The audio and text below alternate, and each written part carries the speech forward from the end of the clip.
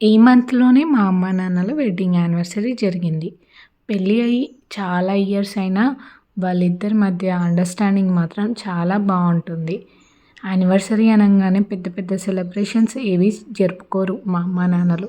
మా అమ్మ మాత్రం ఆ రోజు ఖచ్చితంగా కొత్త చీర కట్టుకుంటుంది. నార్మల్‌దైనా సరే.